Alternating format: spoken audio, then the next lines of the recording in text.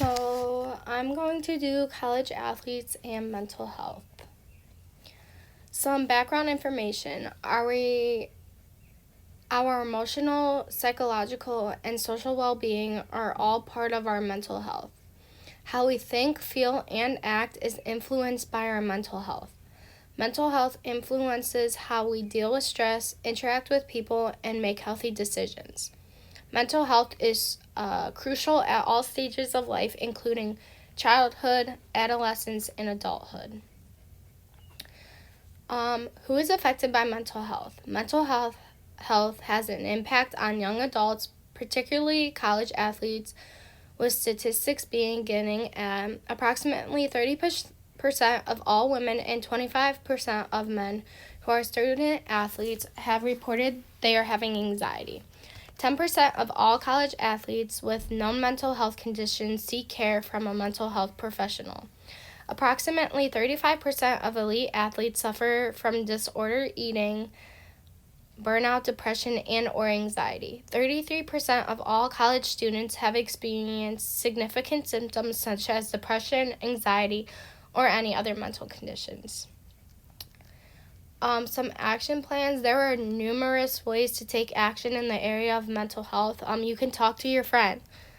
You can listen and share your story with family member or friend. When interacting one-on-one with them may be just what you both need on a connecting standpoint, or it can make you feel better. You can either also share it on social media or share resources like tag Mental Health Awareness Month or End the Stigma. You can share your own story. It's okay about sharing your story. It could be powerful not just for you, but also others who are struggling as well with mental health.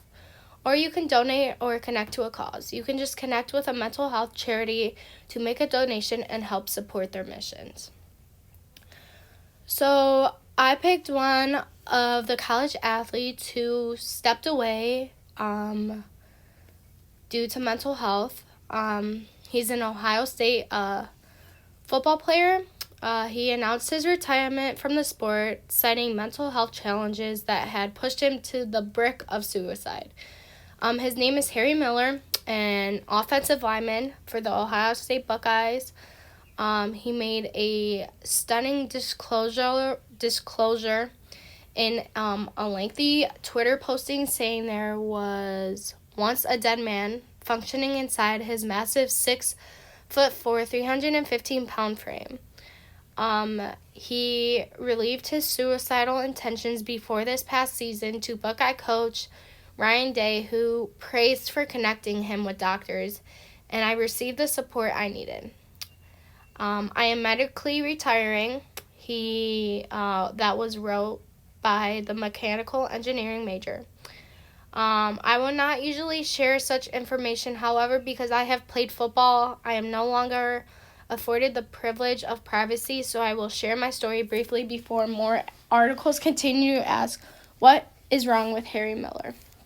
If this story may help even one athlete like Harry, it proves that mental health is more essential than athletics in college. This one is about a 22-year-old soccer goalie. She's from Stanford, Ohio. She goes to Stanford University. After confirming her 22-year-old daughter, Katie Meyer, had died days earlier by suicide, Gina Meyer wondered aloud this month if the star goalkeeper for Stanford University women's soccer team might have been overwhelmed by the pressure of sports and academics.